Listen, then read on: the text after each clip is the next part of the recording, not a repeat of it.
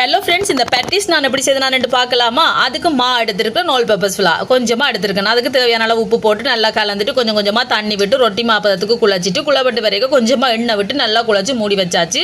இங்கால எண்ணெய் சூடானோன்னா சீரகம் கொஞ்சம் போட்டு பொரிஞ்சோடனே வெள்ளைப்பூடு, சின்ன வெங்காயம், பச்சை மிளகாய் இதெல்லாம் வதங்கி வரைக்கும் ஒரு கரட்டை துருவி வச்சிருக்கேன், அதையும் போட்டாச்சு. லீட்ஸும் சின்ன சின்ன வட்டி வச்சுருக்கேன், அதையும் போட்டு நல்லா வதங்கி வரைக்கல மஞ்சள் தூள் கொஞ்சம், தனி மிளகாத்தூள், மிளகுத்தூள் இதெல்லாம் போட்டு நல்லா கலந்து விட்டுட்டு அதுக்கு பிறகு ஒரு உருளைக்கிழங்கு அவிச்சு மசிச்சு வச்சிருக்கேன், அதையும் போட்டு கொஞ்சமாக உப்பும் போட்டு நல்லா பிரட்டி விட்டுட்டு மல்லியில் கொஞ்சம் போட்டு இறக்கினா கறி ரெடி. இங்கால நாங்கள் குழச்சி வச்சிருக்கிற மாவை நல்லா இந்த மாதிரி தேய்ச்சி எடுத்தாச்சு.